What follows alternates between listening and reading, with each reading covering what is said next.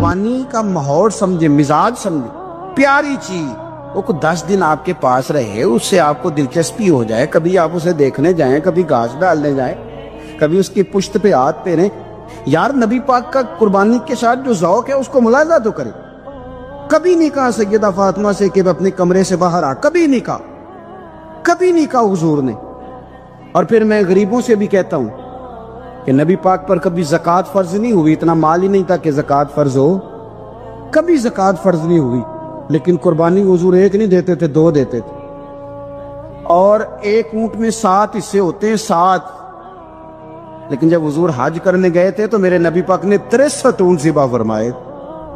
ذرا 7 سے ذرا دیکھ کے تو دیکھو کتنے بنتے ہیں۔ ہم سارا سال امیر ہوتے ہیں، عین قربانی کے دنوں میں غریب ہو جاتے ہیں۔ موٹر سائیکل چھوٹی عید کے بعد لی تھی، اس کے لیے پیسے تھے، لیکن قربانی کی جانور کی باری آئی تو ہاتھ تنگ ہو گیا ہے۔ پتہ نہیں وہ کیسے تنگ ہو گیا، اللہ ہی بہتر جانتا ہے۔ اپنے ماحول کے اندر وہ خاص ایک خوشبو پیدا کریں جو رضا الہی کا۔ حضور نے کبھی نہیں سیدہ پاک سے فرمایا کہ باہر آؤ، لیکن حسنین کریمین فرماتے ہیں کہ حضور نے قربانی کا جانور خریدا، پھر سیدہ فاطمہ الزہرا رضی اللہ تعالی عنہا کے صحن میں حضور لائے۔ صحن میں نبی پاک سے زیادہ نازک مزاج بندہ کوئی نہیں کائنات میں آئے گا۔ حضور کے وجود اطہر پر مکھی نہیں بیٹھتی تھی، پسینہ آتا تھا تو خوشبو آتی تھی، لیکن حضور قربانی کا جانور دست مبارک سے ذبح فرماتے اور کہا فاطمہ ادھر آ بیٹے۔ سیدہ کمرے سے باہر آئیں تو فرمایا یہاں کھڑی ہو، میں تیرے سامنے تیری قربانی کا جانور ذبح کرنے لگا۔ آپ ذرا اس بات کو دیکھو، مسند امام احمد بن حنبل میں حضور نے فرمایا جانور سونا بھی ہونا چاہیے اور اس کی قیمت بھی زیادہ ہونی چاہیے، با اعتبار قیمت بھی زیادہ ہو، مہنگا خرید کے لائے ہوں آپ۔ کیوں؟ اس لیے کہ دینا اس رب کی بارگاہ میں ہے جو بڑی شانوں والا ہے۔ تو ہم نا آہستہ آہستہ ان چیزوں سے پیچھے ہٹتے جا رہے ہیں جو چیزیں ہمیں اللہ کے قریب کرتی ہیں۔ ہو جاتا ہے کچھ چیزوں سے پیار ہونا چاہیے، لیکن جب اس چیز سے بڑھ کر رب سے پیار ہو، اس کے محبوب سے پیار ہو، تو پھر وہ چیزیں کوئی اہمیت نہیں رکھتی۔ حضرت حارثہ بن نعمان رضی اللہ تعالیٰ عنہ کہتے ہیں میں نے چھوٹی سی ایک گھوڑی لے کے پالی، پیار بھی بڑا ہو گیا، وہ بڑی بھی ہو گئی، خوبصورت بھی بڑی تھی، اور کبھی کبھی میرے بچے مذاق بھی کرتے، کہتے ابا سچ بتا ہم سے زیادہ پیار ہے کہ اس گھوڑی سے زیادہ پیار ہے؟ کیونکہ گھر آتے ہی آپ پوچھتے ہیں چارہ ڈالا ہے کہ نہیں، پانی پلایا ہے کہ نہیں، تو پیار اس سے زیادہ کہ ہم سے؟ تو حضرت حارثہ بن نعمان فرماتے تم نے جتنی باتیں کرنی ہے کرو، اور مجھے پیار ہے تو میں کیا کر سکتا ہوں؟ بڑی خدمت کرتے، پیار کرتے۔ آیت نازل ہو گئی لن تنالوا البر حتی تنفقوا مما تحبون۔ غریب آدمی، ماڑا بندہ گھوڑی کی لگام پکڑی اور مدینے والے رسول کی بارگاہ میں پہنچ گئی، یا رسول اللہ میری قبول کر لی۔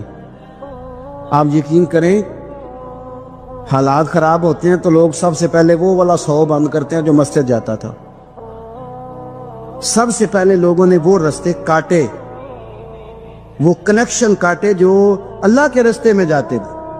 کیا کرتے ہو صاحب؟ یہ تو اصل ہے، باقی تو ساری فروعات ہیں، باقی تو ساری شاخیں ہیں، تو آپ نے جاڑی کاٹ دی جہاں سے آ رہا تھا۔ اپنی ساری ضروریات لوگ پوری کریں گے اور 1.5 لاکھ تنخواہ میں سے پورا 2000 مسجد دے کے کہیں گے دیا تو ہے 2000، لیتے وقت کبھی نہیں حساب کریں گے کہ اللہ سے لیا کتنا ہے، دیتے وقت گنیں گے، شمار کریں گے۔ تو بھائی حضرت سیدہ اسماء بنت ابی بکر صدیق کہتی ہے میں ایک دن گن کے نا حضور کی بارگاہ میں کچھ پیسے، تو عورتوں کی طبیعت ہوتی ہے وہ گنتی بھول بھی جاتی ہیں اور کئی دفعہ احتیاطاً بھی 3-4 دفعہ گن لیتی ہیں۔ کہتی میں نے 2-3 دفعہ پیسے گن کے حضور کو دیے تو سرکار مسکرائے، فرمانے لگے اسماء رب کے رستے میں گن گن کے نہ دیا کر، یہ بخاری ہے، گن گن کے نہ دے۔ یا رسول اللہ کیا کروں؟ فرمایا تو اس کے رستے میں بے حساب دے، وہ بھی تجھے بے حساب ہی عطا فرمائے۔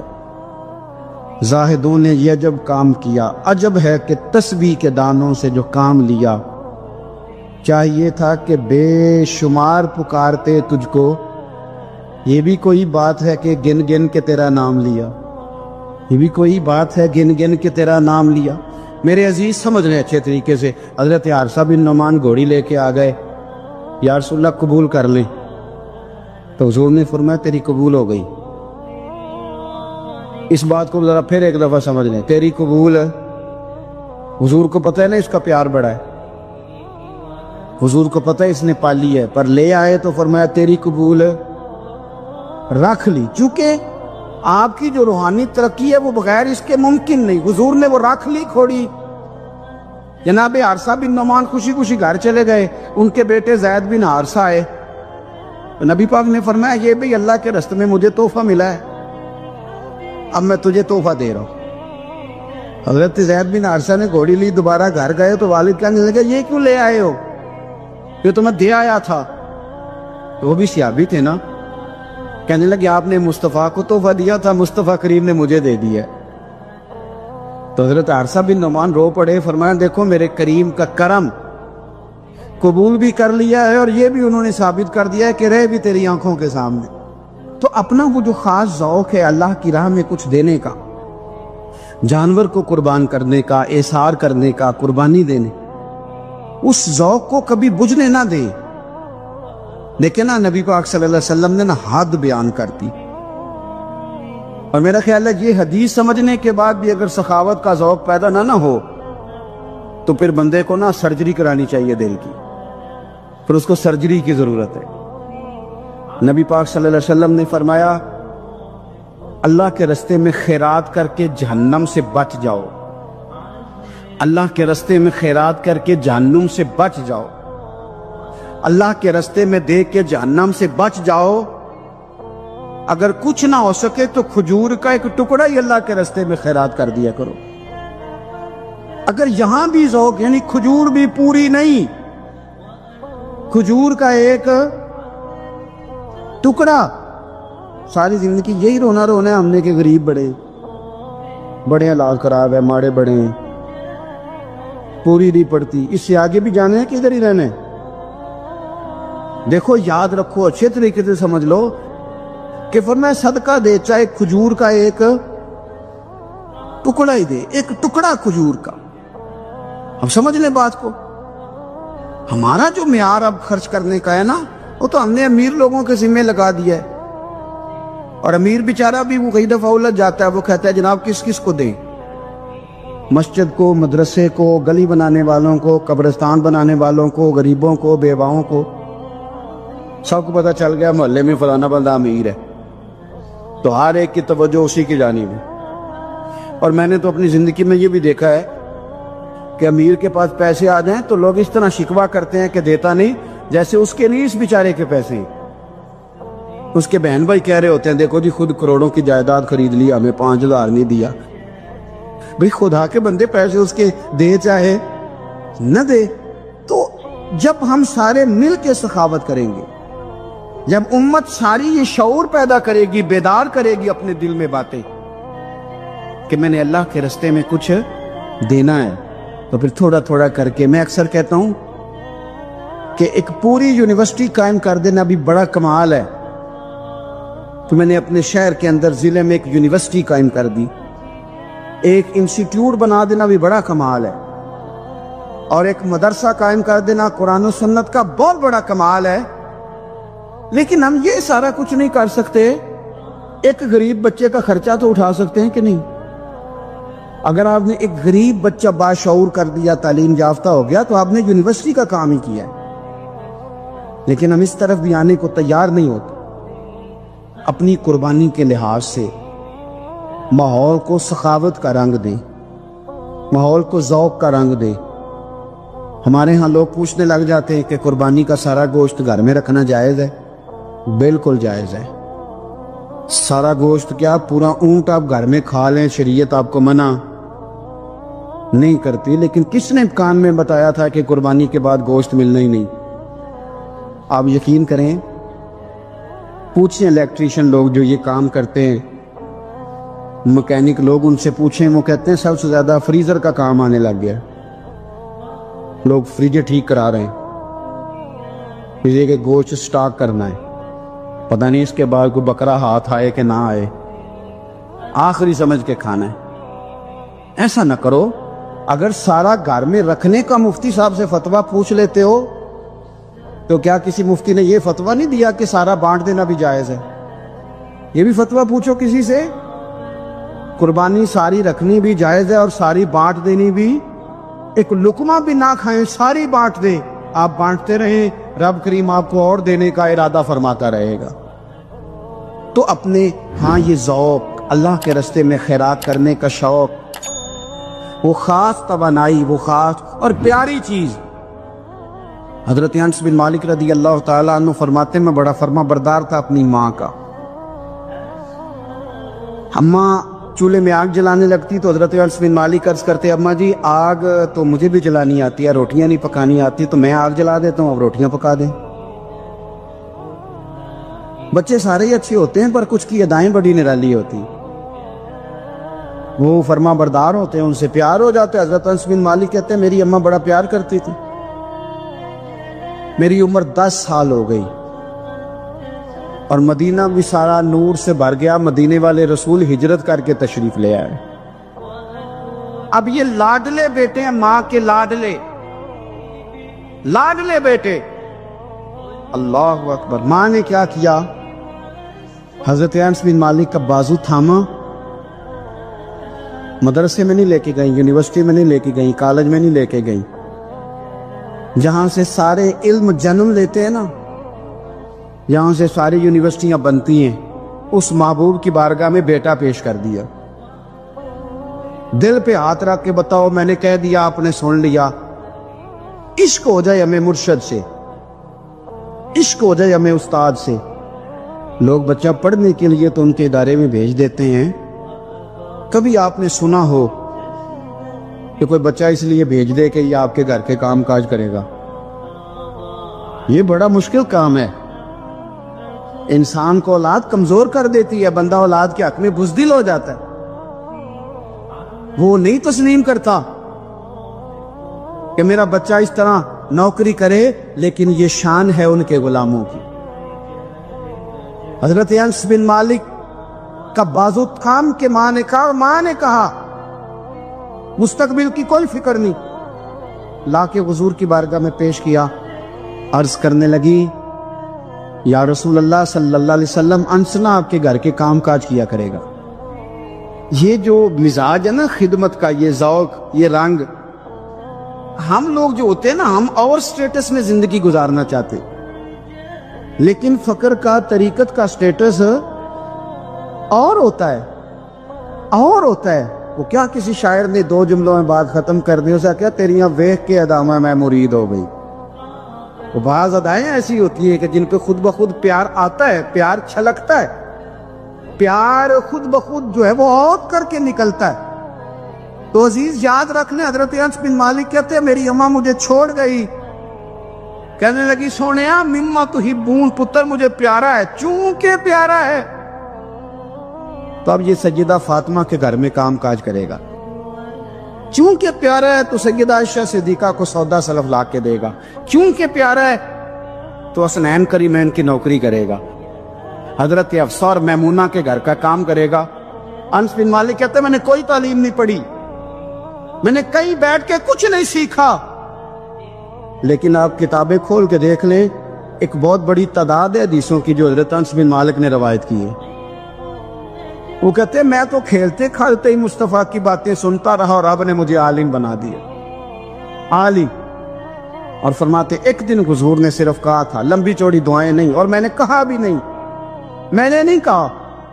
ایک دن مدینے والے محبوب نے کہا تھا جا اللہ تیرے مال میں بھی برکت دے، تیری اولاد میں بھی برکت دے. ختم ہو گئی بات. لمبی دعاؤں کی کیا حاجت تھی؟ ایک جملہ حضور نے فرمایا. اور کیوں فرمایا؟ کہ میری ماں مجھے چھوڑ گئی تھی. فرماتے ہیں کہ وہ حضور نے دعا دے دی، میں وہی بیج ڈالتا تھا جو سارا مدینہ ڈالتا تھا، وہی پانی لگاتا تھا جو سارا شہر لگاتا تھا، اسی طرح حل چلاتا تھا جس طرح سارا شہر چلاتا تھا. پر باقیوں کے باغ میں سال میں 1 دفعہ پھل آتا تھا، میرے میں 2 دفعہ پھل آتا تھا. آپ فرماتے تھے میں اس وقت موجود ہوں تو میرے بیٹے بیٹیاں پوتے پوتیاں، میری اولاد کی تعداد 100 سے زیادہ ہے. اتنی میرے چمن میں بہار آئی ہے. دوستو ایک صحابی تھے حضرت مصعب ابن عمیر، چڑھتی جوانی، بڑے خوبصورت کپڑے، اتنا مہنگا جوڑا مکے میں اور کوئی نہیں پہنتا تھا جتنے مصعب ابن عمیر پہنتے تھے، اتنی اعلیٰ قسم کی چیزیں اور کوئی نہیں کھاتا تھا جتنی وہ کھاتے تھے، لاڈلے تھے۔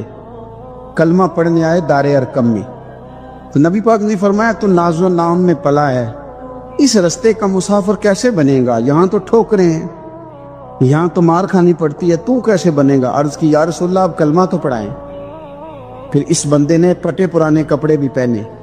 پھر مولا علی شیر خدا کہتے ہیں میں نے اس نوجوان کو دیکھا کہ ایک پیر میں جوتا ہوتا تھا دوسرے میں نہیں ہوتا، او جیم جان دا کچھ وسا نہیں ہو، یہ جان یار نو دے تے شاد ہو جا، اس سے دل دے ہیں فساد سارے، دل دلبر نو دے تے آزاد ہو جا، جو رکھے آباد تے رو وس دا تے جدوں کرے برباد برباد ہو جا۔ آپ فرماتے ہیں پھر وہ دن رات کوئی فرق نہیں، غلامی کی، ماں نے قید کر دیا، باپ نے قید کیا، مار کھائی، پہلے حبشہ گئے ہجرت کر کے، وہ بچہ جو کسی کو خاطر میں نہیں لاتا تھا، یہ وہ مصعب ابن عمیر ہیں، اپنی جان پسند تھی تو حضور کے حوالے کر دی۔ مدینے میں نبی پاک نے انہیں اپنے سے پہلے مبلغ بنا کے بھیجا، ہر سردار کی منتیں کی، ہر سردار کی منتیں کی، کلمہ پڑھ لو۔ وہ چڑھتی جوانی، بڑا بادشاہ آدمی، لوگ اپنا رویہ توڑنا نہیں چاہتے، جو بندہ زندہ ہوتا ہے اس میں لچک ہوتی ہے، جو پورا اکڑ جائے سمجھو مردہ ہے، اور جو آدمی لچک والا ہو وہ تو بڑے کام کر لیتا ہے، اور اگر اکڑ جائے تو پیروں میں بھی شے آ جائے تو پکڑ سکتا، یہ سمجھ لینا۔ بہت سارے لوگوں کو زندگی میں کچھ نہیں ملا اس لیے کہ وہ اندر لچک ہی کوئی نہیں تھی، تکبر کے بت بنا کے پوچھتے رہے ساری زندگی تو ملے گا کیا؟ مصعب ابن عمیر کہتے ہیں ہر چیز قربان کر دی حضور کے نام پہ، احد کے میدان میں شہید ہوئے۔ اس نے ہر مہینے نیا جوڑا پہنا، اعلیٰ کھانے کھائے۔ اس بندے کو جب کفن دیا جا رہا تھا تو کپڑا پورا نہیں تھا، سر ڈھانپتے تھے تو پیر ننگے، پیر ڈھانپتے تھے تو سر ننگا، تینوں لب دیں آپ گواچے، پورے وجود کے لیے کپڑا موجود نہیں تھا۔ حضور نے فرمایا سر ڈھانپ دو اور پیروں پہ گھاس ڈال دو۔ بات بیت گئی، وہ جب انہوں نے کلمہ پڑھا تھا اس کو 20 سال ہو گئے، وہ مکے میں دار ارقم میں کلمہ پڑھا تو یہاں ان کی لاش مبارک پر کھڑے ہو کے میرے نبی پاک نے ساری تاریخ دہرائی، اور میں یہ وہ نوجوان تھا جو ناز و نام میں پلا تھا، نے بڑے اعلیٰ کھانے کھائے، اعلیٰ کپڑے پہنے، کہ آج اس کا حال یہ ہے کہ اس کے بدن پر کپڑا موجود نہیں۔ پر میں اس طرح کرو ذرا، ساری تاریخ حضور نے بیان کی، لوگوں کو بتلایا، جو نئے آنے والے تھے ان کو بتایا، فرمایا اب ذرا ان کو پیروں پہ گھاس ڈال کے قبر میں ڈالو، اور فرمایا ذرا ان کو بھیجو تو صحیح، انشاءاللہ میرا رب جب ان سے ملے گا تو بڑا راضی ہو کے ملے۔ اس ذات کی بلندی کو دیکھیں، اس کے مقام کو دیکھیں، اس کے مرتبے کو دیکھیں، پھر اس کی عطاؤں کو دیکھیں، پھر ہمارے بن مانگے اس نے ہمیں کیا کچھ دیا، اس کے نوازنے کو دیکھیں۔ میرا جو دوست مجھے زیادہ پیارا ہوتا ہے اس کے گھر میں میں سادے شاپر میں سوٹ نہیں لے کے جاتا، میں اس کو منگاتا ہوں، گفٹ پیک میں بند کرتا ہوں، ساتھ ایک مٹھائی کا ڈبہ رکھتا ہوں، اس کو اچھے انداز میں لے کر کے جاتا ہوں کیونکہ مجھے پیارا ہے اور اس کی ادب اداب کا خیال کرتا ہوں۔ تو آپ اس بات کو اچھے طریقے سے سمجھ لیں کہ قربانی کا مفہوم جانور کو ذبح کر دینا نہیں، قربانی کا مفہوم تو رب کی رضا کو پانے کا نام ہے، اللہ کی رضا کو پانا ہے۔ وہ کتنا اعلیٰ ہے، تو جب اس کی بارگاہ میں تحفہ بھیجنا ہے تو پھر آپ نے جانور کو پیش نظر نہیں رکھنا، پھر تو آپ نے اس مالک کو پیش نظر رکھنا ہے کہ جس کے شایان شان ہم کچھ پیش کرنے کی صلاحیت اور قابلیت نہیں رکھتے۔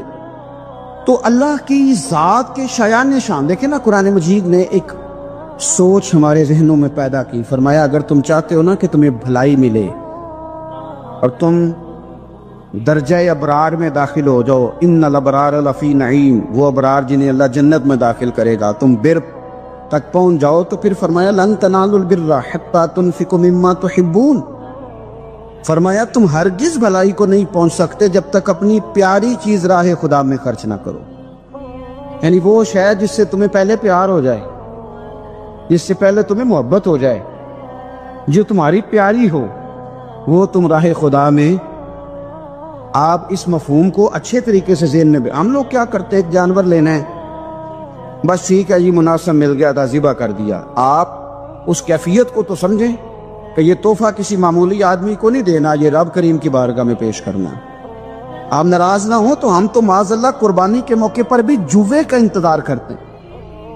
آخری دن دیکھوں گا جوا چڑھ گیا دب گیا، اگر تو جانور بڑا نیچے گر گیا تو موج بن گئی، مثلا کیا ہو جائے گا؟ 20,000 سستا ہو جائے گا کیا؟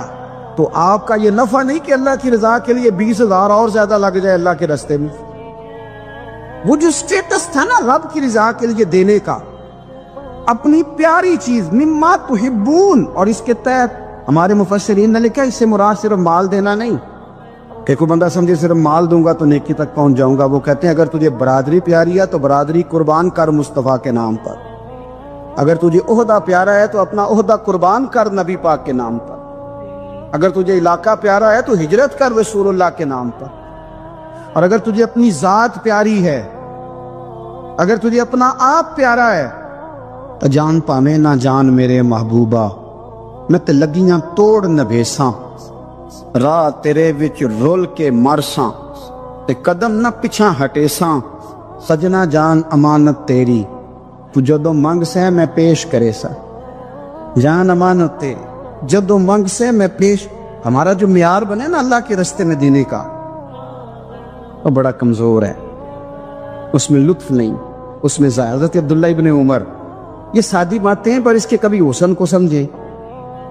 شکر کھانا انہیں پسند تھا، کس میں ہوتی ہے نا، کچھ لوگوں کو گوشت پسند ہوتا ہے تو کچھ بچے ایسے ہیں کہ وہ گوشت پک جائے تو وہ گھر سے نکل جاتے ہیں اس دن۔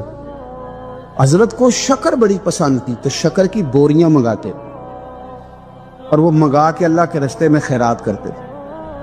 آپ کے صاحبزادے کہتے حضور آپ پیسے دے دیں، کسی بندے کو کوئی ضرورت ہوگی تو وہ وہاں وہ لگا لے گا، تو آپ فرمانے لگے اللہ کہتا ہے پیاری چیز خرچ کرو، تو مجھے یہ پیاری ہے تو میں یہ نہ خرچ کروں؟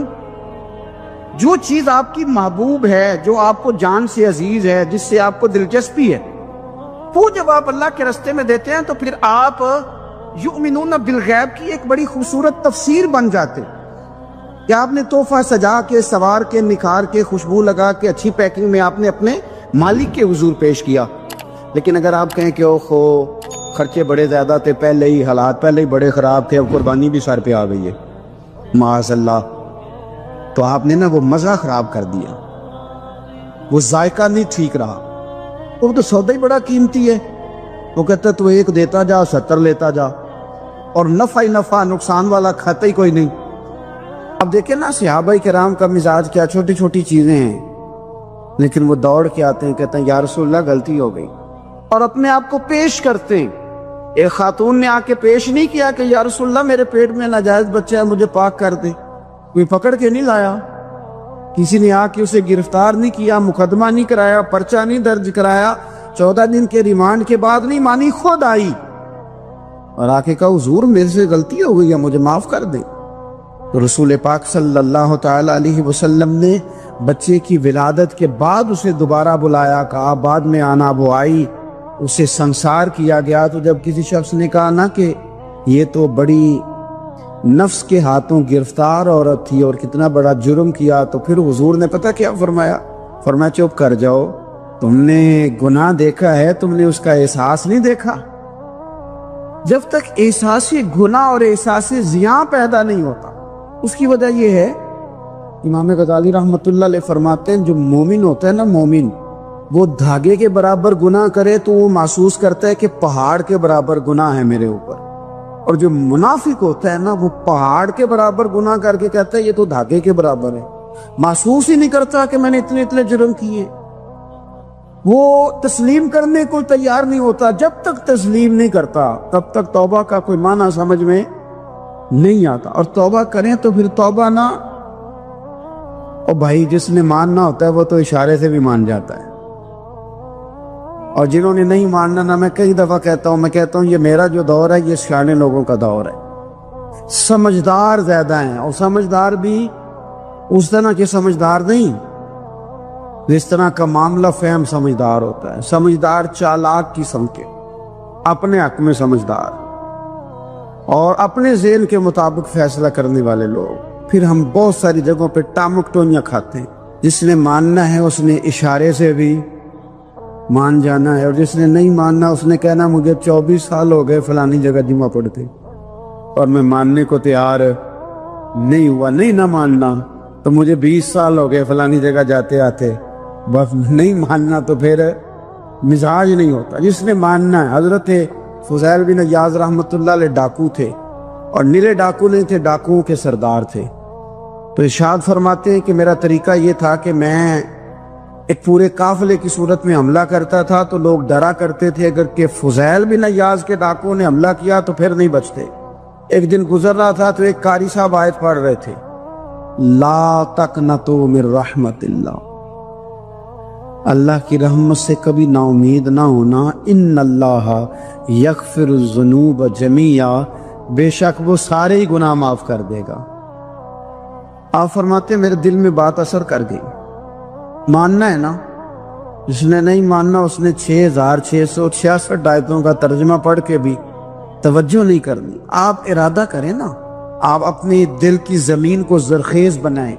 فرماتے ہیں میں فوراً وہ آیت سنی تو میں رویا، اور میں وہ حافظ صاحب کے پاس چلا گیا، ان سے اجازت لی، ان کے کمرے میں داخل ہوا. میں نے کہا آپ نے بھی آیت پڑھی ہے کہ اللہ سارے گناہ معاف کر دے گا؟ تو جس بندے نے کئی سال ڈاکے ڈالے ہوں، بیٹیاں روتی رہتی ہوں پر وہ مال لے کے آ گیا ہو، مائیں واسطے دیتی رہتی ہوں پر وہ لوٹ کے نکل آیا ہو، اب جی اگر وہ بندہ بھی سچے دل سے توبہ کرے تو اللہ معاف کر دیتا ہے. تو آفو جی کہنے لگے میں کون ہوتا ہوں تمہیں کوئی تفسیر بتانے والا، میں نے تو قرآن کی آیت پڑھی ہے. میرا رب کہتا ہے لا تقنطوا من رحمت اللہ، تم نے مایوس نہیں ہونا، تم آ جانا، معافی مانگ لینا. ان اللہ یغفر الذنوب جمیعا، اللہ سارے گناہ معاف فرما دے گا. اللہ سارے گناہ، تو یہ تو اللہ فرما رہا ہے. فضیل بن عیاض کہتے ہیں میں نے کہا ختم ہو گئی بات، توبہ بھائی. واپس آیا تو وہ میرے ساتھ جو تھے نا ان سے میں نے کہا سردار نیا تلاش کر لو بھائی. اب ارادے بدل گئے، پروگرام کچھ اور ہو گیا. اب تو لوگ ہمیں تانے دیں گے، اب تو لوگ باتیں کریں گے چوتھے کی لین جانا ہے. فضیل بن عیاض کہنے لگے بس بھائی توبہ کرنی، اب تم کوئی اور سردار تلاش کر لو. اور اوپر سے نہیں کہا، توبہ کی تقریریں نہیں کی، دوسروں کو میسج نہیں بھیجے، اور لیکچر نہیں جھاڑے، رو کے کہا، درد سے کہا، دل سے کہا. تو وہ جو باقی کے تھے نا ان پر سردار کی بات کا اثر ہوا. کہنے لگے سردار ہم نے سردار نیا نہیں ڈھونڈنا، اگر چوریاں مل کے کی ہیں تو اب تو اس طرح تو نہ کر، توبہ بھی مل کے ہی کریں گے، اب اللہ بھی مل کے ہی کریں گے. اب بس تو اگر ادھر جائے گا تو ہم بھی تو جائیں گے نا. اللہ اکبر. فضیل بن عیاض کہتے ہیں ظاہر ہے مال لوٹا کرتے تھے. میں نے مسئلہ پوچھا علماء سے تو انہوں نے بتایا کہ یہ تو حقوق العباد کا مسئلہ ہے، جو لوٹا ہے وہ تو واپس کرنا ہی پڑے گا. اب میں نے وہ پیسے جمع کیے، اب سارے تو میرے پاس تھے نہیں، جتنے میں دے سکتا تھا دیے، جو کھا چکا تھا وہ رہ گئے. ایک یہودی کے پیسے رہ گئے، اس کے گھر چلا گیا. میں نے جا کے اسے کہا میاں میں نے کر لیا توبہ، اور میں وہ فضیل بن عیاض ڈاکو ہوں جس کے تیرے گھر سے اتنا مال لوٹا تھا، میرے پاس پیسے کوئی نہیں، وہ پیسے لگ گئے، اب تو اس طرح کر مجھے معاف کر دے. وہ کہنے لگا نا جناب، یہ بھی کبھی کبھی ہوتا ہے، لوگ نا شرافت کو بزدلی سمجھ لیتے. فضیل بن عیاض سے کہنے لگا میں تو پیسے لوں گا، ایسے تو نہیں معاف کرتا. آپ فرمانے لگے پیسے تو کوئی نہیں، یہ سچی توبہ ہے. وہ کہنے لگا پھر اس طرح کرو میری اونٹوں کو چارہ ڈالو، پیسے پورے ہوئے تو چلے گا نا.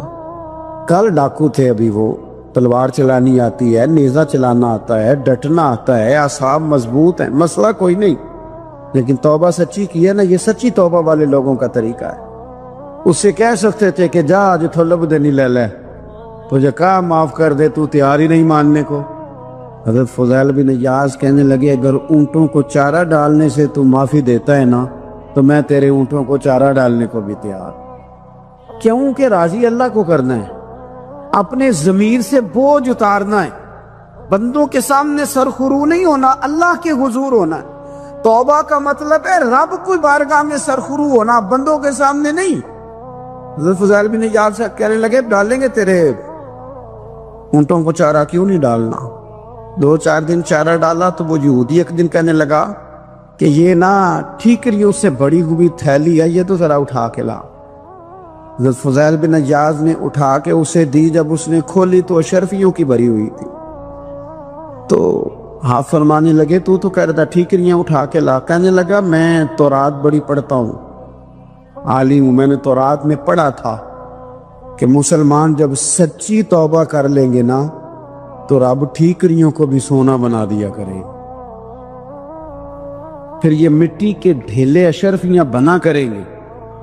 تو میں نا تیری توبہ چیک کر رہا تھا، یہ اس میں نے روڑے بڑے ہوئے تھے، لیکن تو اٹھا کے لایا تو تیری توبہ بھی سچی ہے اور تمہارا دین بھی سچا ہے۔ اب اس طرح کہا رہا معافی اس شرط پہ دوں گا کہ مجھے کلمہ پڑھا تاکہ میں بھی مسلمان ہو جاؤں۔ توبہ کے معاملے میں احساس، اور میں نے کہا کہ جس نے اشارہ لینا ہے اشارہ، ایک زازان نام کا نا گویا تھا، آواز بڑی سریلی تھی، شراب خانے میں جب محفلیں سجتی تھی تو معاذ اللہ وہ گانے گایا کرتا تھا، سریلی آواز تھی۔ حضرت عبداللہ ابن مسعود حضور کے صحابی، حضور نے فرمایا عبداللہ ابن مسعود اسی طرح قرآن پڑھتے ہیں جس طرح میرے اوپر نازل ہوا تھا۔ عبداللہ ابن مسعود نا چھوٹا قد اور پتلی پتلی ٹانگیں تھی حضرت عبداللہ ابن مسعود۔ ایک دن درخت پہ چڑھے ہوئے تھے تو کچھ لوگوں نے نا، بچے کرتے ہیں نا مذاق، معاذ اللہ کچھ نے کہا کتنی پتلی ٹانگیں۔ اللہ کے محبوب علیہ السلام نے فرمایا قیامت کے دن عبداللہ ابن مسعود کی ٹانگوں کا وزن احد پہاڑ سے بھی زیادہ ہوگا۔ زبردست صحابی ہے، اور حضور نے فرمایا میں نے جس کو گورنر بنایا، کسی جگہ امیر بنایا، مشورہ کر کے بنایا، اگر میں کسی کو بغیر مشورے کے امیر بناتا تو عبداللہ ابن مسعود کو بناتا۔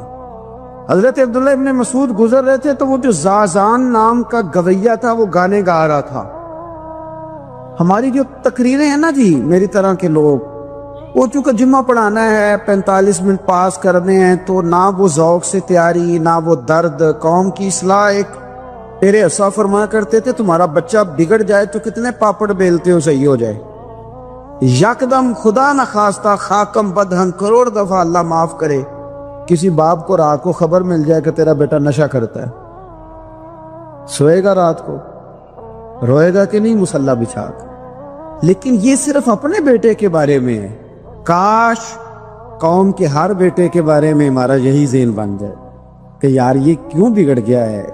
اور اس درد سے جب ہم اصلاح کریں گے، تقریر کریں گے، پھر آپ محسوس کریں گے کہ اللہ اس میں اثر بھی پیدا کرے اور اس میں تاثیر آتی۔ حضرت عبداللہ ابن مسعود گزرے تو اب درد تھا نا دل کے اندر، اور اگر کسی نے توبہ کرنی آتے تو جملے سے بھی کر لینی۔ آپ گزرے، سریلی آواز کانوں میں آئی، کھڑے ہو کے کہنے لگے کون ہے؟ کہ جناب زازان نام کا گویا ہے، مصطفیٰ کریم کے شانوں والے غلام کی زبان سے لفظ نکلے، کتنی سونی آواز ہے، کاش یہ قرآن پاک کی تلاوت کرتا۔ اللہ اکبر، کاش کوئی ایسا ہو تو صحیح جو ہمیں کہے کہ کاش یار تو قرآن پڑھتا، کتنی سونی آواز ہے، کاش تو نعت پڑھتا، کوئی کہے تو صحیح، کوئی کہتا ہی نہیں، کوئی کہتا ہی نہیں کتنا سونا چہرہ ہے، کاش اس پہ داڑھی ہوتی، کوئی کہتا ہی نہیں میری ملت کے جوانوں۔ سینکڑوں لوگ ہیں، ایک بچہ مجھے ایک دفعہ ملا لاہور میں تو میرے گلے رکھ کے اس طرح رویا جس طرح کو بچھڑا ہوا روتا ہے۔ کہنے لگا پیر صاحب مر جان لگے ہیں، کوئی ساڑی اصلاح ہی نہیں کردا، کھوب گئے گناہ وچ، کوئی باں ہی نہیں پھڑدا، کوئی ملے تو صحیح یہ ہمارے دکھوں کا مداوع کرے، کوئی نہیں، اپنی اپنی نفسا نفسی، کوئی بات بتانے والا ہی نہیں۔ میں اکثر دوستوں سے کہتا ہوں کہ بڑے شوق سے سن رہا تھا زمانہ تو ہم ہی سو گئے، داستان کہتے کہتے لوگوں کا دل کرتا ہے ان کی اصلاح ہو جائے، پر کوئی درد والا ہو، کوئی ایسی بات ہو تو تب ہے نا، آئے ہائے۔ حضرت عبداللہ ابن مسعود کہنے لگے کاش یہ قرآن پاک پڑھتا، یہ کہہ کے چلے گئے۔ باہر وہ نکلا نا، جب سارے لوگ باہر نکلے اس معاذ اللہ بری مجلس سے، تو چین گوئیاں ہو رہی تھی کہ آج تو یہاں حضرت عبداللہ ابن مسعود بھی آئے تھے۔ تو زازان سے کسی نے کہا کہ آج نا حضرت عبداللہ ابن مسعود نے تیری آواز سنی، تیری آواز، تو وہ کہہ رہے تھے کاش اتنی سونی آواز سے قرآن پڑھتا تو مزہ آتا، کاش۔ وہ کہنے لگا نبی پاک کے صحابی نے میرا نام لیا ہے، گویا ہو کے میرا ذکر کیا ہے، حضرت عبداللہ ابن مسعود نے میرا نام لے کے کہا ہے کہ کاش میں قرآن پڑھتا، اور میرے لیے کہا مصطفیٰ کے صحابی نے، حضور سے قرآن سیکھنے والے کی خواہش ہے کہ میں قرآن پڑھوں۔